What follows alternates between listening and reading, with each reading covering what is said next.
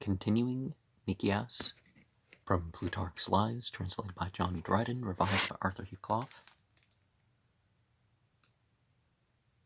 Yet it came to nothing. Nicias, because of his experience, was looked upon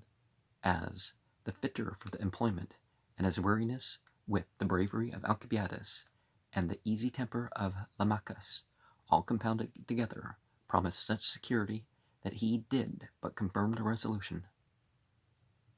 Nostratus, who, of the popular leaders, was the one who chiefly pressed the Athenians to the expedition, stood up and said he would stop the mouth of Nicias from urging any more excuses, and move that the general should have absolute power both at home and abroad in order and to act as they thought best. And this vote the people passed. The priests, however, are said to have very earnestly opposed the enterprise, but Alcibiades had his diviners of another sort, who from some old prophecies announced that there shall be great fame of the Athenians in Sicila, and messengers came back to him from Jupiter Ammon with orders importing that the Athenians shall take all the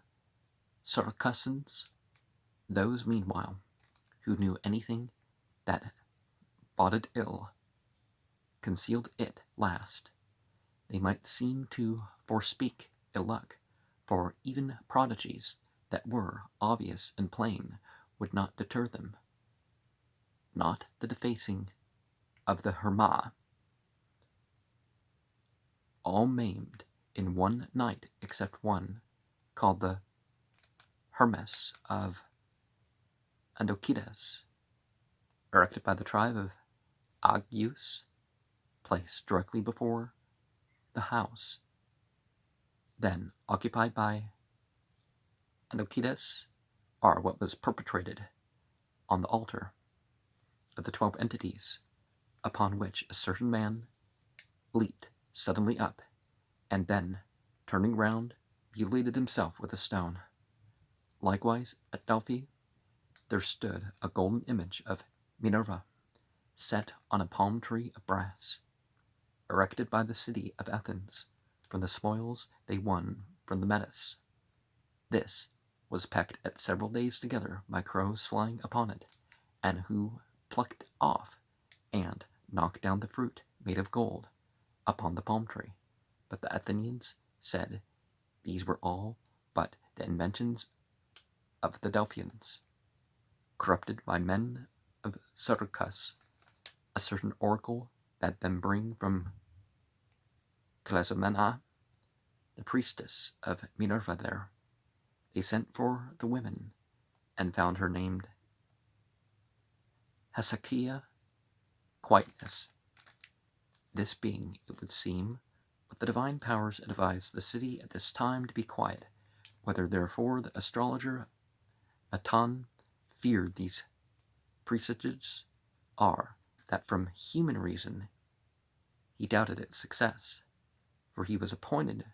to a command in it. Feigning himself mad, he set his house on fire. Others say he did not counterfeit madness, but set his house on fire in the night, and the next morning came before the assembly in great distress, and besought the people, in consideration of the sad disaster, to release his son from the service,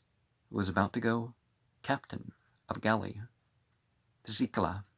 The genius also the philosopher Socrates, Socrates, but not sure how Socrates is spelled. Socrates, on this occasion too, gave him intimation by the usual tokens that the expedition would prove the ruin of the Commonwealth. This he imparted to his friends and familiars, and by them it was mentioned to a number of people. Not a few were troubled because the days on which the fleet set sail happened to be the time when the women celebrated the death of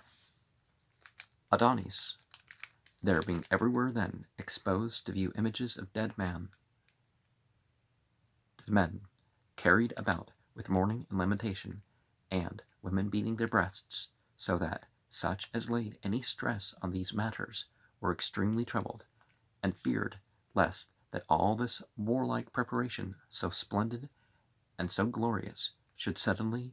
in a little time, be blasted in its very prime of magnificence, and come to nothing.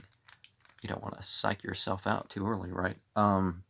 Nicias, in opposing the voting of this expedition, and neither being puffed up with hopes nor transported with the honor of his high command, so as to modify his judgment, showed himself a man of virtue and constancy,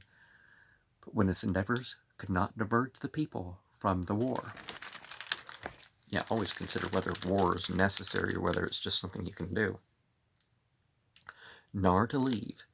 for himself to be discharged of the command, but the people, as it were, violently took him up and carried him, and against his will put him in the office of general. This was no longer a time for his excessive caution and his delays, nor was it for him, like a child, to look back from the ship, often repeating and reconsidering over and over again how that his advice had not been overruled by bare arguments, thus blunting the courage of his fellow commanders and spoiling the season of action, whereas he ought speedily to have closed with the enemy and brought the matter to an issue, and put fortune immediate to the test in battle. But, on the contrary, when Lamachus counseled to sail directly to Syracuse and fight the enemy under their city walls, and Alcibiades advised to secure the friendship of the other towns, and then to march against them, Nicias descended from them both, and insisted that they should cruise quietly around the island and display their armament, and, having landed a small supply of men for the Augustans, returned to Athens, weakening at once the resolution and casting down the spirits of the men. And a little while after, the Athenians called home Alcibiades in order to his trial, he being, though joined nominally with another in commission, in effect the only general, made now no end of loitering, of cruising and considering, till their hopes were grown stale, and all the disorder and consternation which first approach and view of their forces had cast amongst the enemy was worn off, and had left them. Whilst yet Alcibiades was with the fleet, they went before Syracuse with a squadron of 60 galleys, 50 of them lying in array without the harbor, while the other 10 rowed in reconnoiter, and by a herald called upon the citizens of Leontini to return to their own country. These scouts took a galley of the enemies, in which they found certain tablets, on which was set down a list of all the Syracusans, the Syracusans, according to their tribes. These were wont to be laid up at a distance from the city in the temple of Jupiter Olympius. What would that be?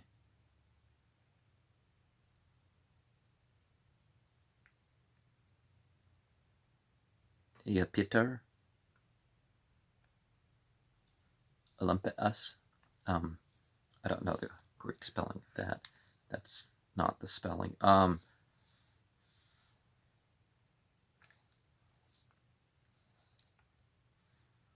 Latin though. But were now brought forth for examination to furnish a muster roll of young men for the war. This being so taken by the Athenians and carried to the officers, and the multitude of names appearing, the diviners thought it unpropitious, and were in apprehension lest this should be the only destined fulfillment of the prophecy that the Athenians should take all the Syracusans. Yet, indeed, this was to be accomplished by the Athenians at another time, when Callippus the Athenian, having slain Dion, became master of Syracuse. But when Alcibiades shortly after sailed away from Sicila, he commanded. The command fell wholly to Nicias. Lamachus, indeed, a brave and honest man, and ready to fight fearlessly with his own hand in battle, but so poor and ill off that whenever he was appointed general, he used always in accounting for his outlay of public money to bring some little reckoning or other of money for his very clothes and shoes. On the contrary, Nicias, as on the other accounts, so also because of his wealth and status, his station,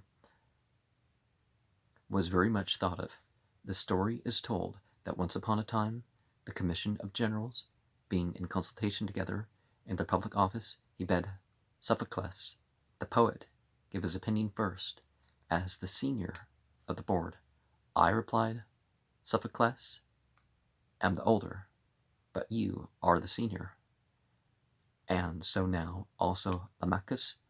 who better understood military affairs, having been quite his subordinate, he himself, evermore delaying and avoiding risk, and faintly employing his forces, first by his sailing about Sicila, at the greatest distance aloof from the enemy, gave them confidence, then by afterwards attacking Hubla, a petty fortress, and drawing off before he could take it, and found himself utterly despised. At last he retreated to Catana, without having achieved anything, save that he demolished Hacara, an humble town of the barbarians, out of which the story goes that Lais, the courtesan, yet a mere girl, was sold amongst the other prisoners, and carried thence away to Peloponnesus. But when the summer was spent, after reports began to reach him that the Syracusans were grown so confident that they would come first to attack him, and troopers skirmishing to the very camp, twitted the soldiers, asking whether they came to settle with the Catanians, or to put the Leontines in possession of their city. At last, with much ado, Nicias resolved to sail against Syracuse, and, wishing to form his camp safely and without molestation, being bothered, he procured a man to carry from Catana intelligence to the Syracusans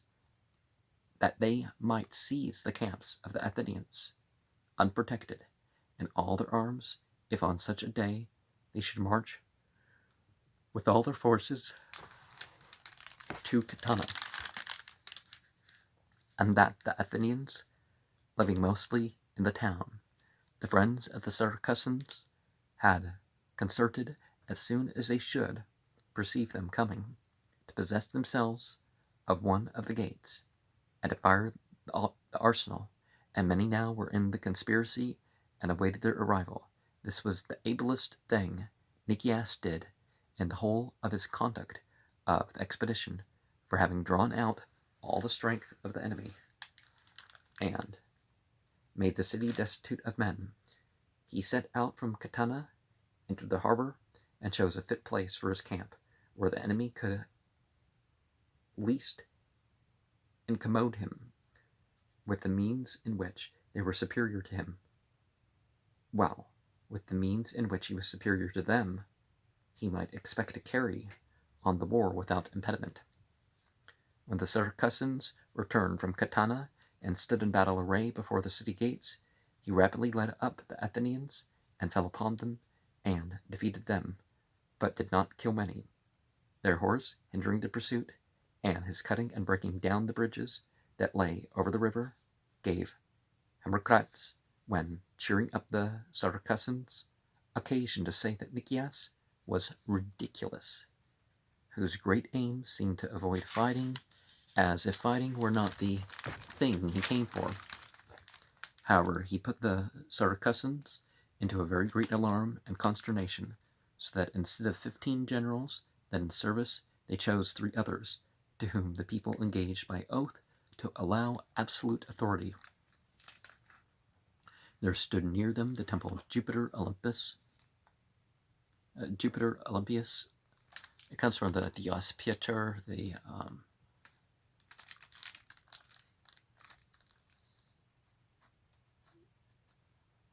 basically the Heavenly Father motif, right? Which the Athenians, there being in it many consecrated things of gold and silver, were eager to take, but were purposely withheld from it by Nicias, who let the opportunity slip and allowed a garrison of the Saracens to enter it, judging that if the soldiers should make booty of that wealth, it would be no advantage to the public, and he should bear the guilt of the impiety, not improving in the least this success, which was everywhere famous. After a few days' stay, away he goes to Naxos, and their winters, spending largely for the maintenance of so great an army, and not doing anything except some matters of little consequence with some native Sicilians that revolted to him, insomuch that the Saracens to Carthage made excursions to Catana, wasted the country, and fired the camp of the Athenians, for which everybody blamed Nicias, who, with his long reflection, his deliberateness, and his caution, had let slip the time for action. None ever found fault with the man when once at work, for in the brunt he showed vigor and activity enough, but was slow and wanted assurance to engage. When, therefore, he brought again the army to Syracuse, such was his conduct, and with such celerity, and at the same time security, became upon them, that nobody knew of his approach, when already he had come to shore with his galleys at Thapsus. He had landed his men, and before any could help it, he had surprised Epipala, had defeated the body of the picked men that came to its succor, took 300 prisoners, and routed the cavalry of the enemy, which had been thought invincible. But what chiefly astonished the Saracens, and seemed incredible to the Greeks, was in so short a space of time the walling about of Syracuse, a town not less than Athens, and far more difficult by the unevenness of the ground and the nearness of the sea and the marshes adjacent, to have such a wall drawn in a circle round it, yet this, all within a very little, finished by a man that had not even his health for such weighty cares, but lay ill of the stone, which may justly bear the name. For what was left undone, I admire the industry of the general and the bravery of the soldiers for what they succeeded in. Euripides, after their ruin and disaster, writing their funeral elegy, said that 8 victories over Syracuse they gained, while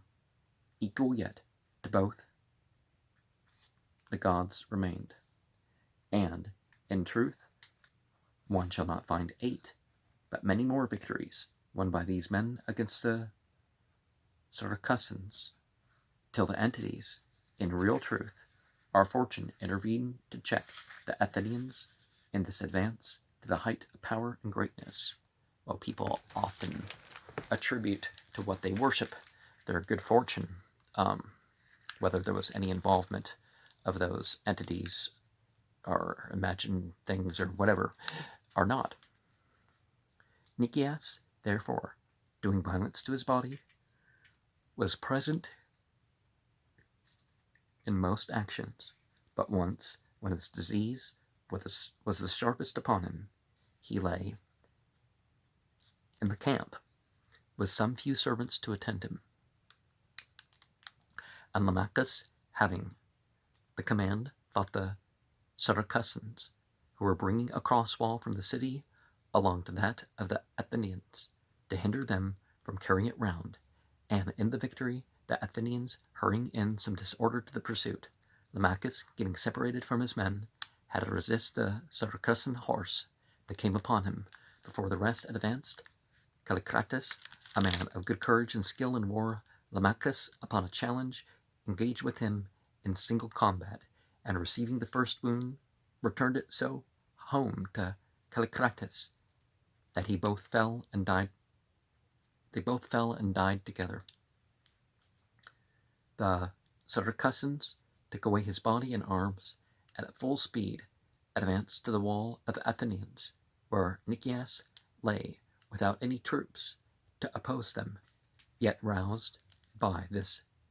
necessity, and seeing the danger, he bade those about him go and set on fire all the wood and materials that lay provided before the wall for the engines,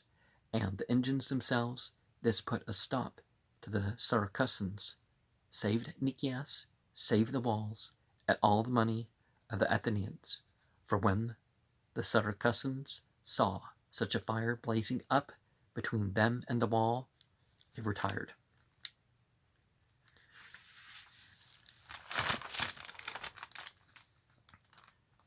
Nicias now remained sole general, and with great prospects, for cities began to come over to alliance with him,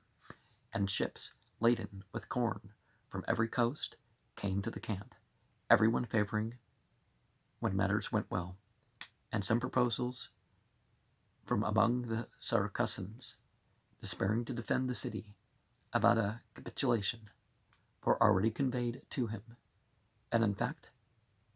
Gylippus, who was on his way with a squadron to their aid from the Lacedaemon, hearing on his voyage of the wall surrounding them and of their distress, only continued his enterprise thenceforth, that giving Scylla up for lost, he might,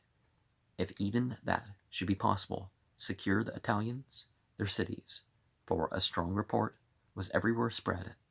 about that the Athenians carried all before them, and had a general alike for conduct and for fortune invincible. And Nicias himself too, now against his nature grown bold in his present strength and success, especially from the intelligence he received underhand of the Syracusans, believing they would almost immediately surrender the town upon terms, paid no manner of regard to Gylippus coming to their assistance, nor kept any watch of his approach, so that, neglected altogether and despised, Gylippus went at a longboat ashore without the knowledge of Nicias, and having landed in the remotest parts from Syracuse, mustered up a considerable force. The Syracusans, not so much as knowing of his arrival nor expecting him, so that an assembly was summoned to consider the terms to be arranged with Nicias, and some were actually on the way, thinking it essential to have all dispatched before the town should be quite walled round, for now there remained very little to be done, and the materials for the building lay already along the line. In this very nick of time and danger arrived Gongulus in one galley from Corinth, and everyone, as may be imagined, flocking about him, he told them that Gylippus would be with them speedily, and that other ships were coming to relieve them, and ere yet they could perfectly believe Gongulus, an express was brought from Gylippus to bid them go forth to meet him. So now, taking good heart, they armed themselves, and Gylippus at once led on his men from the march and battle array against the Athenians, as Nicias also embattled these. And Gylippus,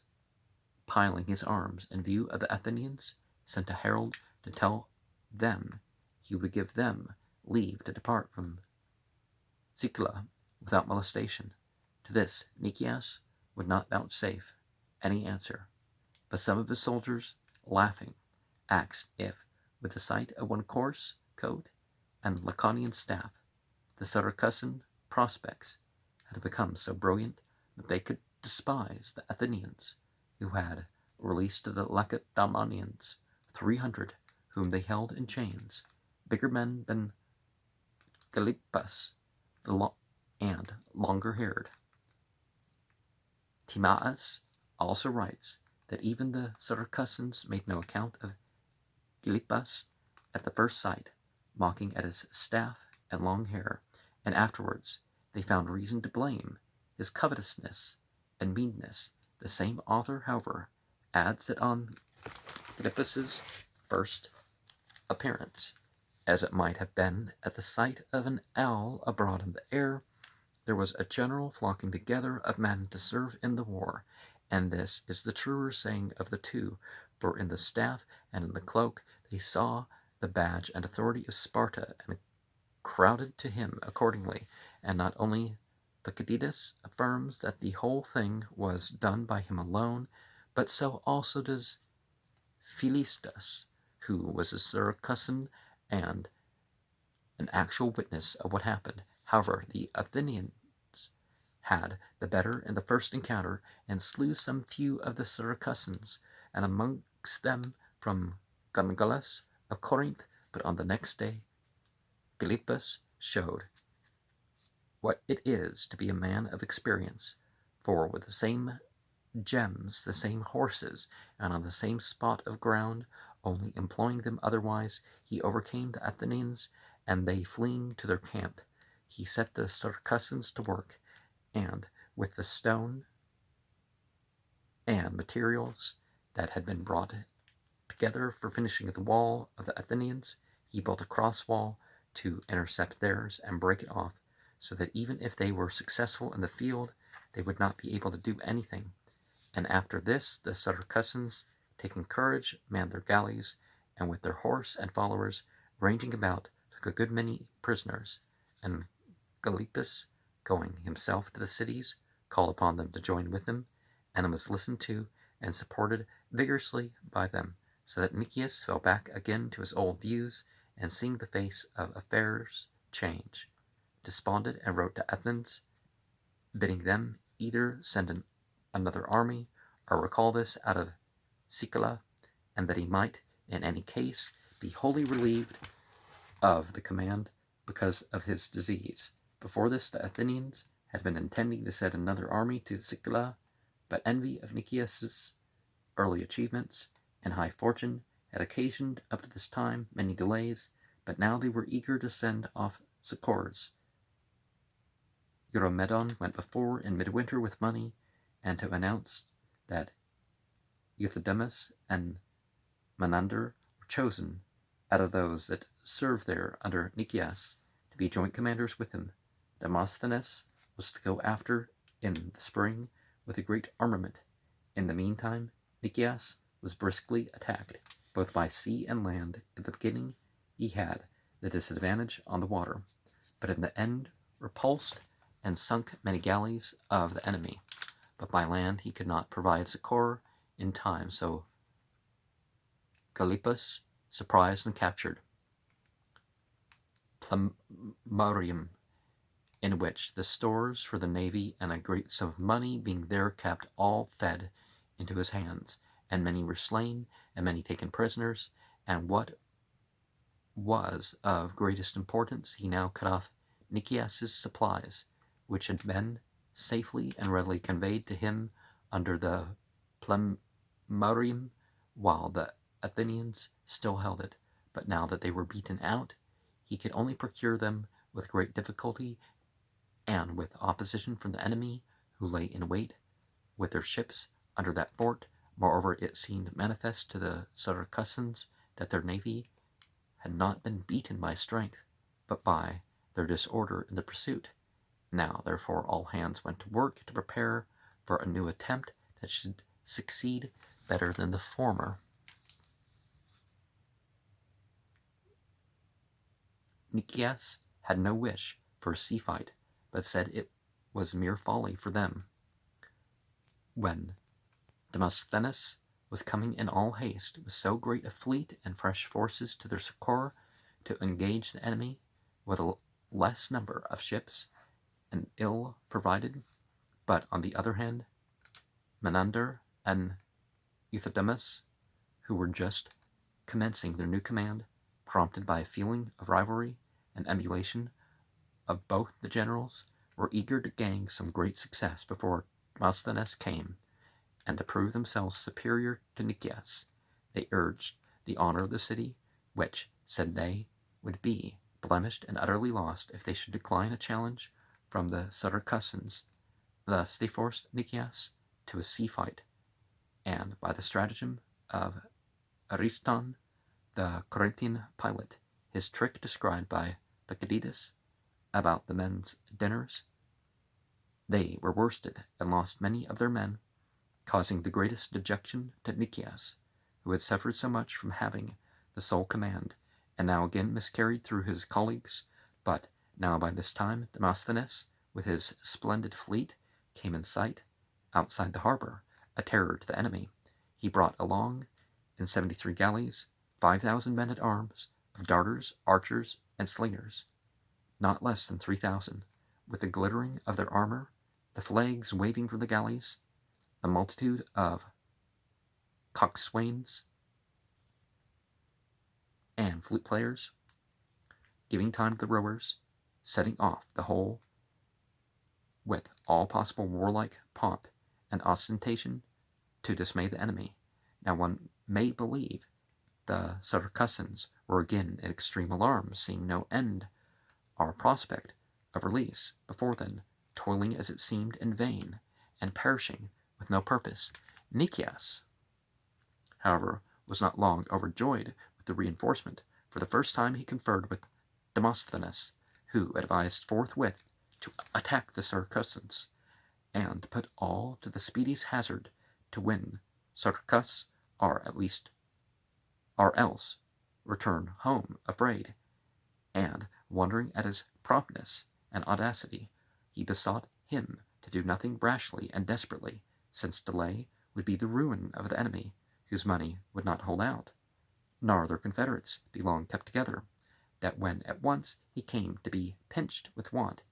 he would presently come again to him for terms as formerly.